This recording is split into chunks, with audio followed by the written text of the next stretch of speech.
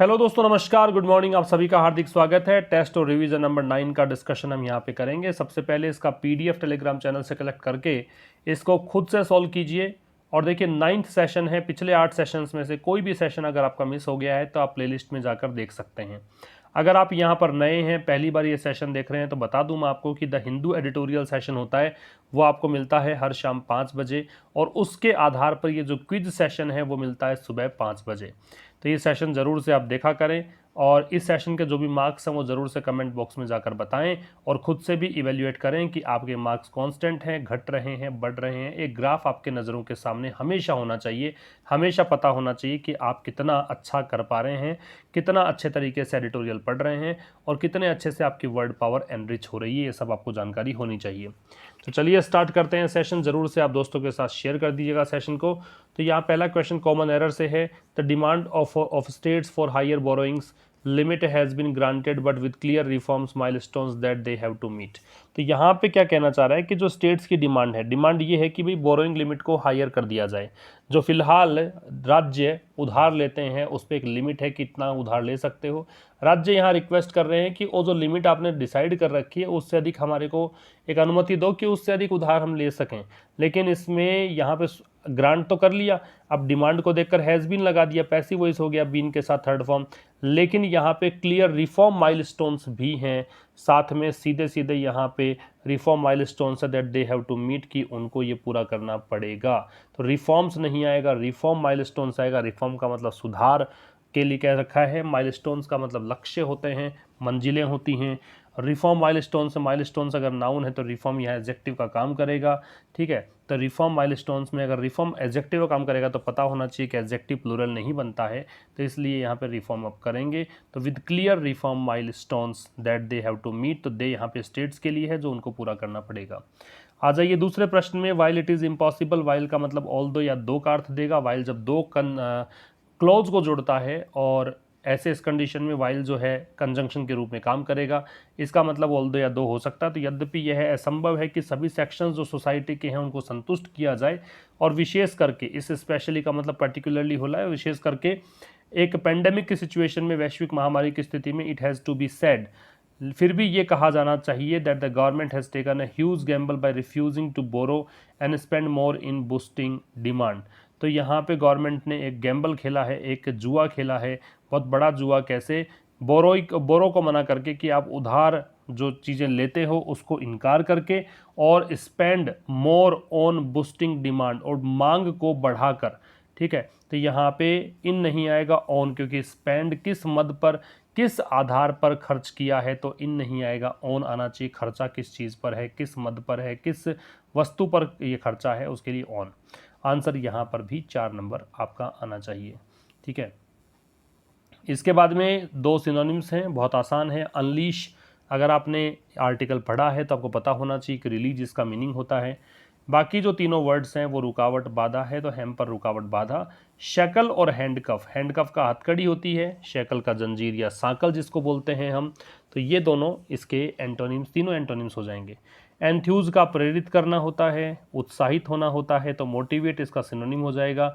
Hinder रुकावट डालना इसका एंटोनिम हो जाएगा। गैलेंट का मतलब बहादुर होता है, ब्रेव होता है, और एनिग्मा का मतलब रिडल या पजल या पहेली को बोलते हैं हम, है। ठीक है, एनिग्मा जो रहस्य हो, मिस्ट्री हो। फिर आ जाइए एंटोनिम्स में। सबसाइड का मतलब कम करना होता है, कम करने के लिए अबेट सिनोनिम है। टैपर ऑफ का धीरे धीरे कम होना, to come down gradually. Decline का भी कमी होना होता है, तो वर्सन हो जाएगा बदतर होना और अधिक खराब हो जाना। ठीक है, तो अबेट, टैपर ऑफ और डिक्लाइन सिनोनिम है सबसाइड के, और वर्सन का मतलब ज़्यादा बदतर हो जाना, ज़्यादा खराब हो जाना। क्रैम्प अप का मतलब बढ़ोतरी होना होता है। बढ़ोतरी के लिए देखो ड्विंडल इसका एंटोनिम हो जाएगा, क्योंकि यहाँ तो आपको एंटोनिम करना था, तो वर्सन, यहाँ इसका एंटोनिम ड्विंडल। एक्चुएट, अधिक, कोई चीज़ को, प्रक्रिया को अधिक तेज़ कर देना। ट्रिगर का भी यही है, एक्टिवेट का भी यही है। तो तीनों एक ग्रुप के हैं, और मैं तीनों नहीं, इन चारों को एक ग्रुप में रख सकते हो आप, कहीं ना कहीं आपस में सिनोनिम्स हो जाएंगे। फिर रॉन्गली स्पेल्ट वर्ड में करें तो डेस्पेरेट की स्पेलिंग गलत है। डेस्पेरेट की स्पेलिंग में DESPERATE, डेस्पेरेट अत्यधिक निराश को बोलते हैं, या फिर आप बहुत ज़्यादा कोई चीज़ की अगर आपको आवश्यकता है तो आप डेस्पेरेट अपने आप को कह सकते हैं। एनशोइंग का मतलब एज ए रिजल्ट ऑफ या फॉलोइंग, है ना, या कॉन्सिक्वेंशियल, है ना, इसका मतलब परिणाम स्वरूप होता है। कॉन्स्टिट्यूएंसीज की स्पेलिंग परफेक्ट है, कॉन्स्टिट्यूएंसीज का मतलब निर्वाचन क्षेत्र। स्टिमुलस का मतलब उत्प्रेरक सही है, स्टिमुलस का प्लूरल मैंने बताया था कैसे बनेगा, उस आर्टिकल में अगर आपने सेशन लिया है स्टिमुली बनेगा। फिर सेंटेंस इंप्रूवमेंट की बारी है, तो सेंटेंस इंप्रूवमेंट में the pillar on which the package rest is liquidity support so that businesses could crank up again and set the economic cycle back in motion. तो वो पिलर जिस पर पैकेज जो है वो आधारित है ना, वो पिलर जिस पर पैकेज आधारित है इज लिक्विडिटी सपोर्ट। वो पिलर क्या है, कैश का सपोर्ट, लिक्विडिटी सपोर्ट कैश का सपोर्ट, सो दैट ताकि बिजनेसेस जो हैं वो क्रैंक अप कर सकें, एक बार फिर से वृद्धि कर सकें और इकोनॉमिक साइकिल को फिर से मोशन में ला सकें, पटरी पर गाड़ी ला सकें। तो जैसे यहाँ पे देखेंगे आप, रेस्ट दे रखा है, इज दे रखा है, ये सब बता रहे हैं कि प्रेजेंट की बात है, तो फिर कुड तो नहीं आएगा, प्रेजेंट आएगा, प्रेजेंट आएगा तो ये दो ऑप्शन गए।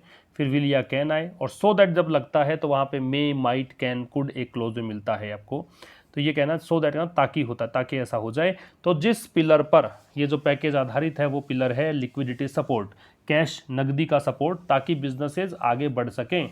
तो सो दैट के साथ में या तो मे या माइट आवश्यकता अनुसार, प्रेजेंट है तो मे, ये पास्ट है तो माइट, वैसे ही कैन या कुड, प्रेजेंट है तो कैन, अन्यथा कुड, तो यहाँ पे लगा देंगे कैन, विल ऑप्शन नहीं आएगा।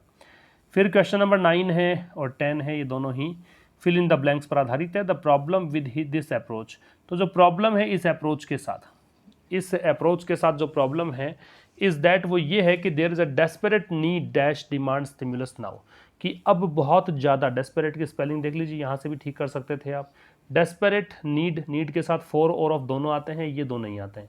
अब ये दो इंटरचेंजेबल है, दोनों आ सकते हैं, लेकिन एक फ़र्क पड़ता है। मैंने शायद किसी सेशन में आपको बताया था कि नीड से पहले अगर कोई आर्टिकल दे रखा हो तो फॉर लगाइए, ये आर्टिकल दे रखा है, देखो डेस्परेट तो यहाँ पे एडजेक्टिव हो गया, तो आप यही मान के चलो कि आर्टिकल नाउन को देखकर ही लगाते हैं, वैसे नाउन के अनुपस्थित में आर्टिकल लगता नहीं है तो फॉर लग जाएगा। अगर यहाँ नीड से पहले कोई आर्टिकल नहीं होता तो आप ऑफ का प्रयोग करते।